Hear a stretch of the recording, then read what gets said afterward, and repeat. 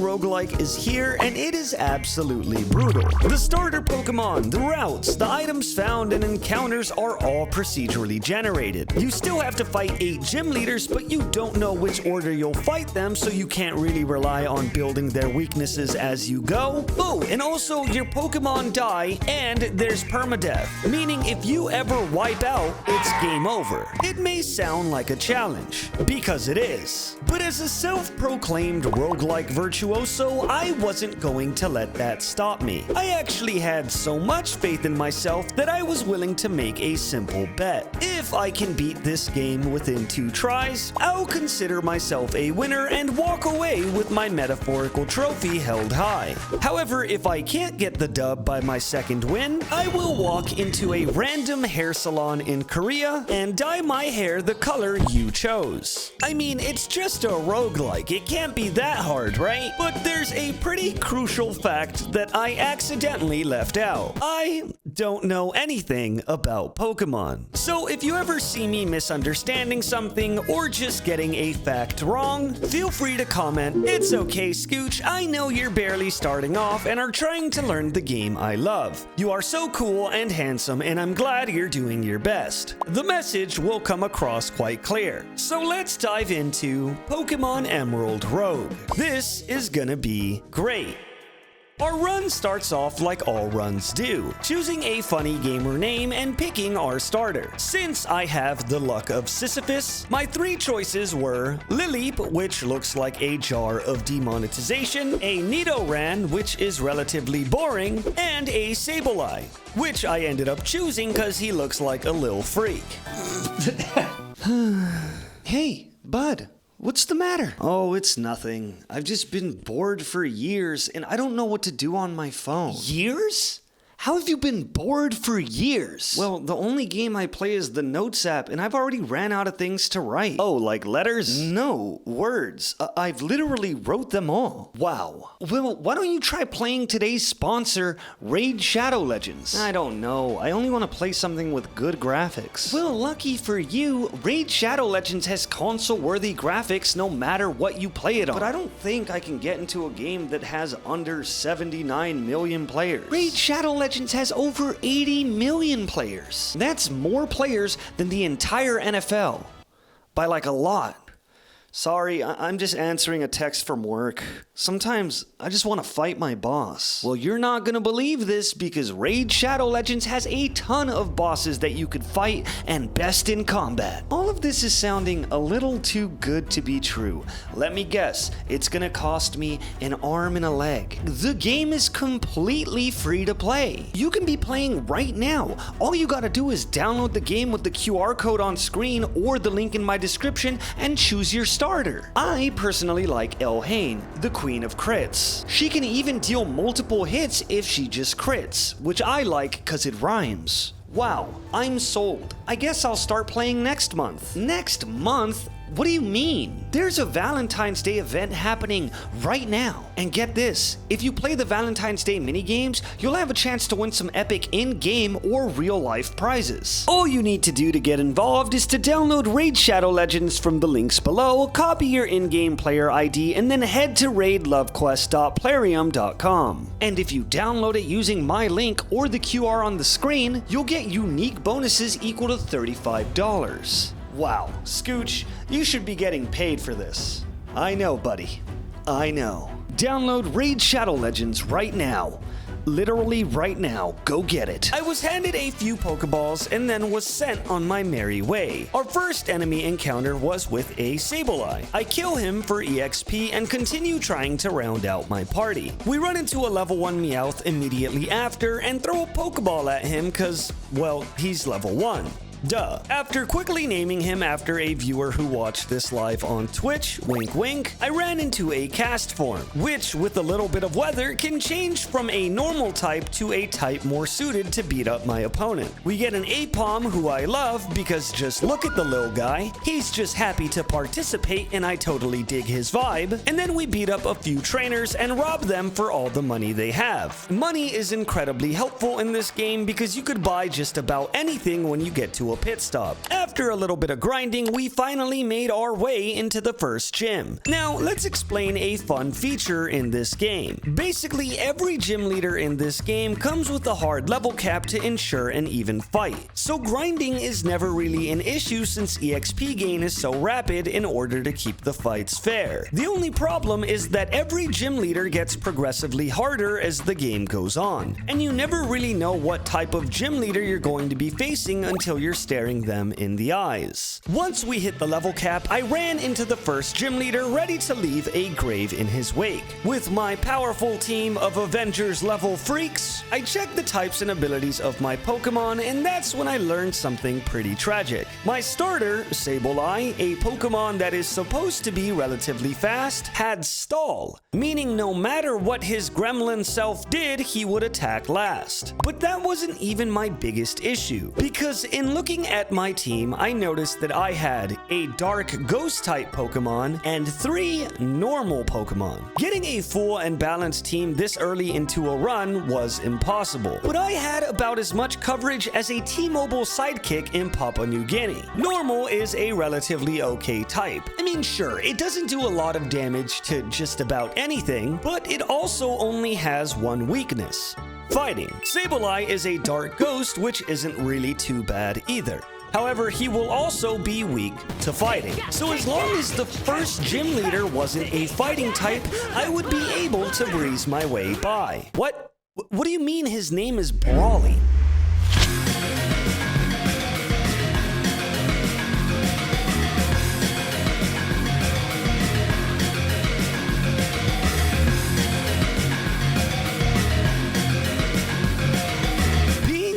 Against a fighting type gym leader went about as bad as it could have. I would call it a war crime, but that would mean that there was a fight to begin with. Not only was I now down one of my 2 attempts, but my confidence was cut in about half. I dusted myself off, picked up the same Sableye with stall, and was ready for blood. We catch the first few Pokemon we see to use as meat shields, since having an empty party puts me one step closer to my death. Our first few Pokemon include a Fanpea, which is swag, and a Magby, which freaks me out a little bit. Why does he look like that? We have a ground, a fire, and a dark ghost, which is a fantastic start for covering our bases. I catch a Diglett shortly after just to have more tiny bodies to keep the Grim Reaper away. We progress and level a bit until we finally see the most swagged out Pokemon I've ever seen: Larvitar. I mean, look at him. We head to our next route and walk into a Sudowoodo, who I personally enjoy as a Pokemon, but didn't really need him because we had rock types already. However, in this game, it's a numbers game, and I like how Sudowoodo looks, so I caught him just to fill my party out. After a bit more training and swapping things out to get a little more coverage, I end up using my last Pokeball to catch a Lunatone, giving me a decent team with enough coverage to feel confident. But then, literally one encounter later, we run into the first shiny I have ever seen. Son of a bitch. Do you know how unlucky this timing is? The game could have waited at least a few encounters, or even a whole route to taunt me, but no! The second I run out of Pokeballs, I see a shiny Sudowoodo begging to be caught, taunting me with his big red hands.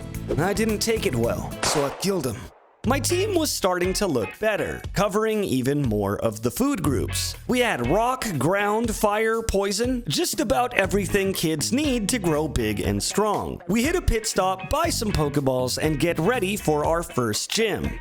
Again. Fortunately, this time around we fight a psychic gym. My Lunatone clears the Ralts by putting it to sleep and using a quick Psywave. The enemy sends out a Girafarig, which immediately hits my Lunatone with assurance. So I got scared and swapped in a Magby. But unfortunately, much like real life, the baby was weak to stomp attacks, creating the first casualty of the run. We send out Larvitar to get revenge. Our opponent Lisa sends out a Sploink, whom we confuse, and bada bing bada boom, we beat our first gym.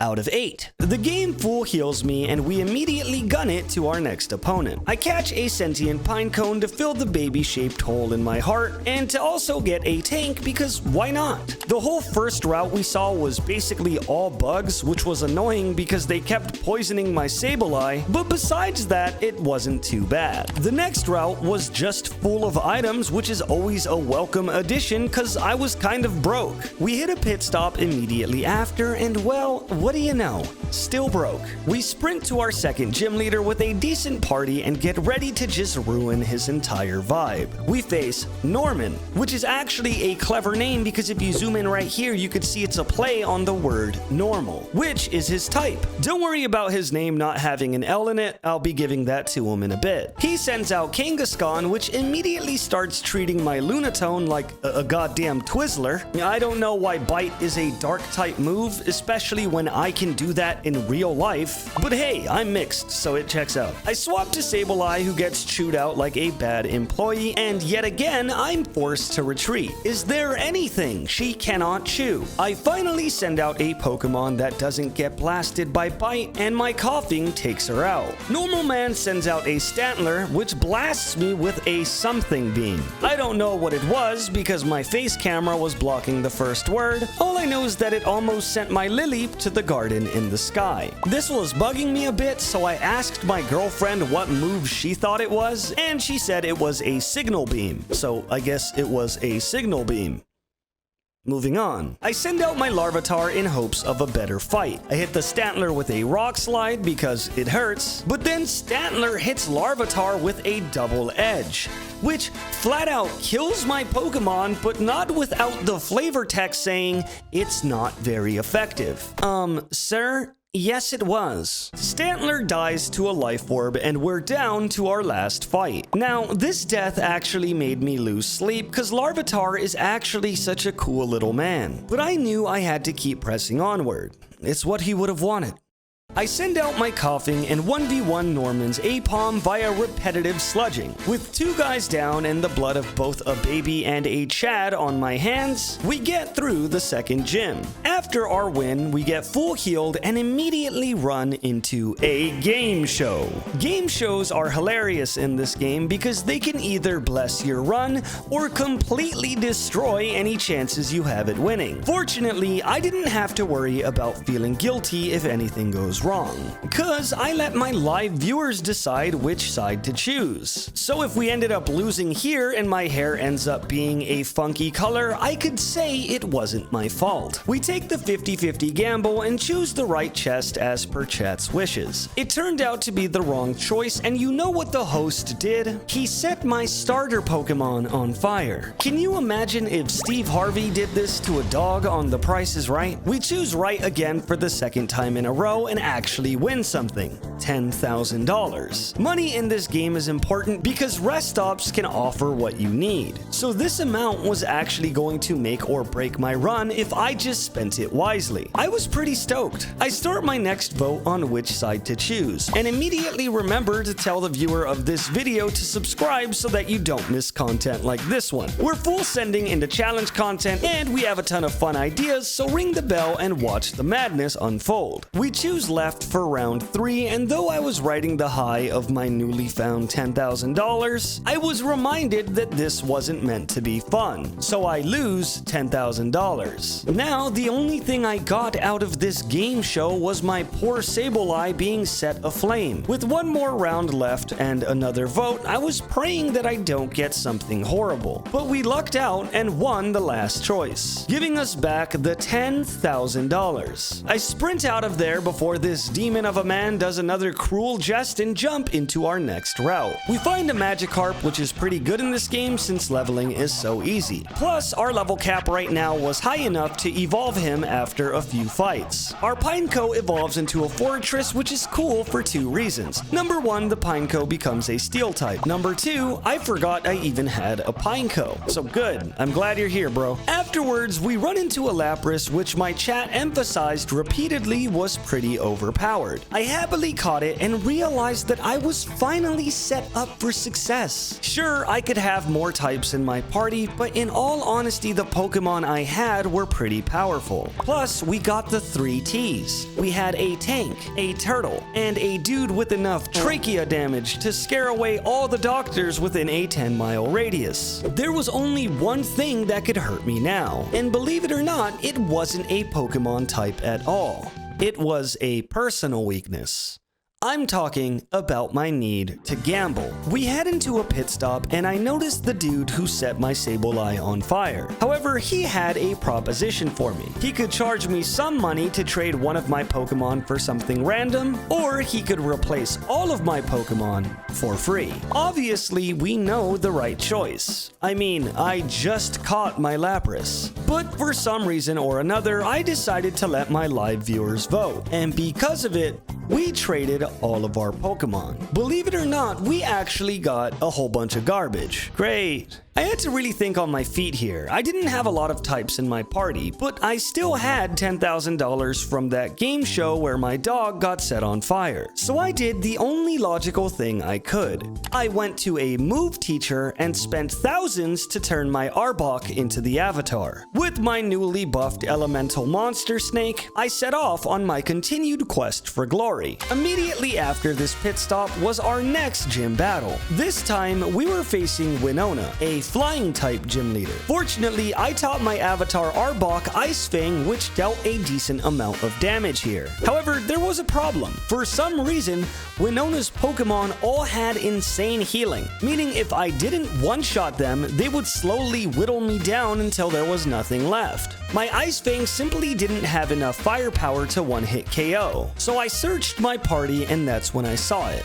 My Lunatone had Heal Block, the perfect move for this situation. I send out Lunatone and immediately put her lame strategy to rest. After a few blows, I take out her Crobat, and her next Pokemon is a Xatu with Foul Play, which is pretty effective on my Moon Boy. I tried to Heal Block him as well, but he has a hilarious move called Magic Bounce, which made me Heal Block myself, so things were starting to look pretty bad. But it was at this moment that I remembered the wise words my Magby said right before dying. Words that touched my heart dearly and kept my passion lit. Magby, Magby, Magby, Magby, Mag...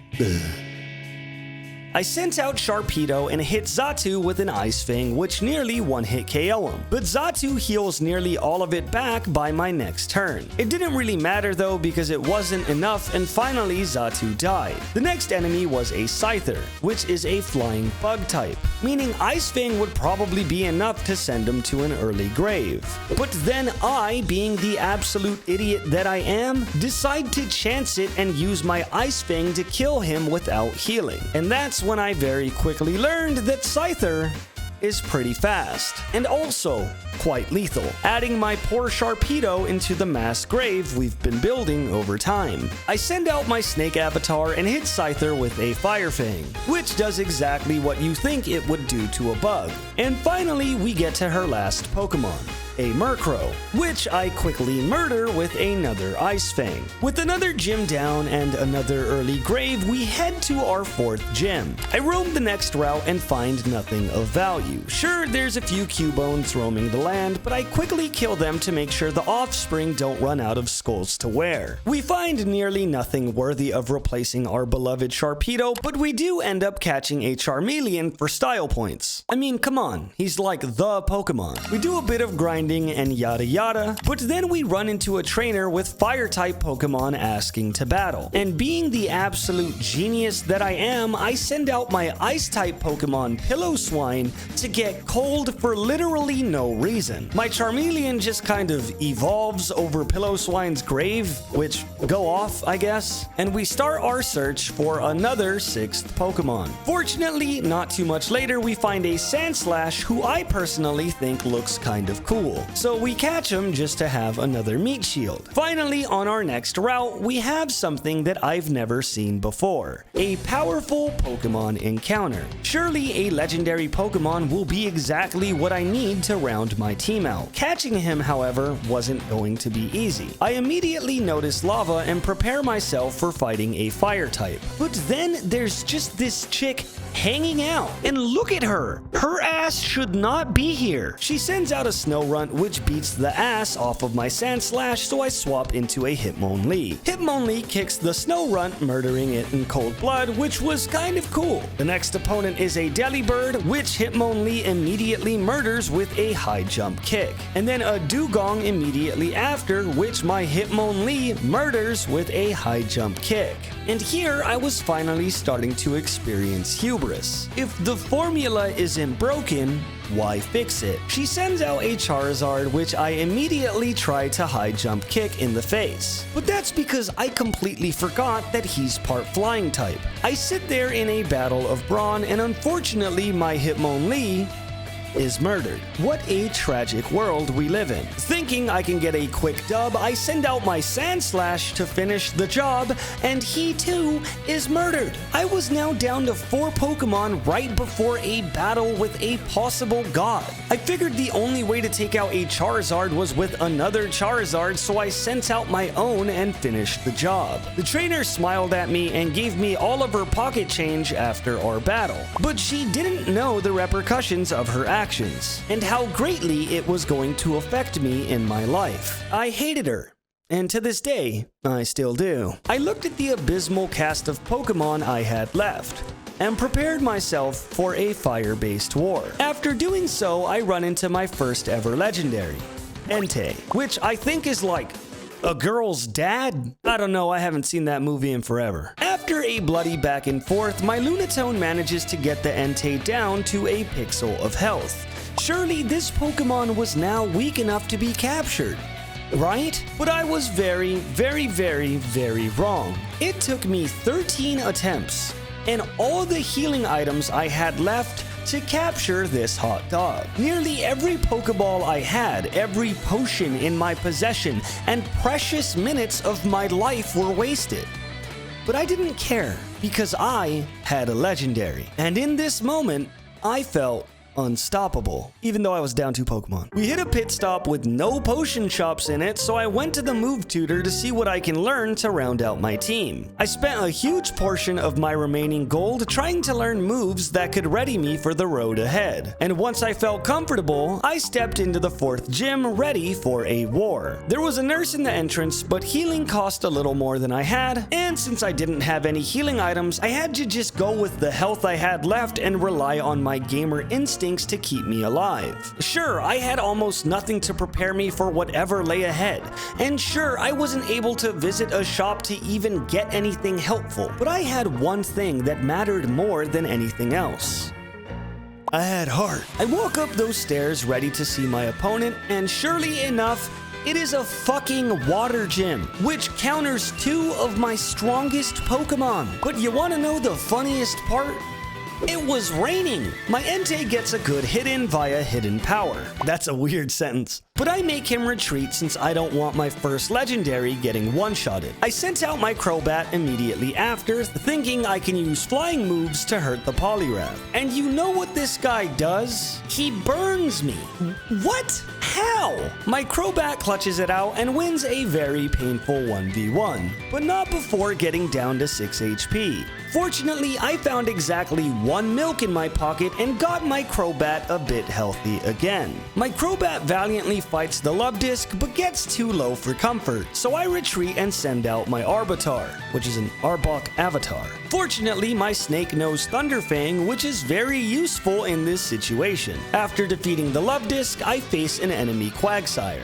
And here's where the game teaches me something in the funniest way it can. You see, I didn't know that Quagsire, the water-type Pokemon, was immune to electric attacks. I also didn't know that Quagsire was part ground Pokemon, so he hilariously used Earthquake, which not only crit my Arbok, but was also super effective. I don't even know if those are different, but my snake died. I sent out my Lunatone, who does its best against its weakness, but this was sadly a very uphill battle. My Lunatone gets hit by a water-based attack and set on fire. I don't know what he did in his past life, but it must have been pretty bad, cause ow. Lunatone dies a hero's death, and I will never forget him. I send out my Crobat and use Leech Life to try to out-heal his burn. It kills the blood-soaked Quagmire and forces out the enemy Tentacruel. I try to Leech Life yet again, but it's very clearly not enough, and the Tentacruel puts Crobat out of his misery. We were now down to our final two Pokemon, Fire types, against two Water types.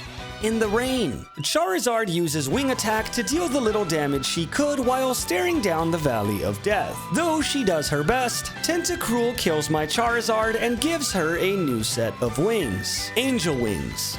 Because she died, Entei comes out with a single ace in his sleeve, Hidden Power, an electric move, which fortunately crits the Tentacruel before Entei can take real damage. And then we see our final opponent, a Sharpedo, getting revenge for their fallen comrade. My Entei uses Hidden Power, and it's super effective, but unfortunately, Sharpedo survives. And finally, it happens. With that final blast, my fate was sealed. It was down to the final turn on our last Pokemon, but I lost to the 4th gym. Maybe letting my fighting type Pokemon die before this gym was a mistake. Maybe investing all of my resources into catching a fire dog before a water gym was a bad decision. And maybe, just maybe, you shouldn't let a random man in a suit trade you all of your Pokemon for something random. But the one thing I can say is this: that I played this game how I wanted to, and going down my way is a good enough reason to hold my head high. Now, if you'll excuse me, I have to find a salon in Korea that can dye my hair.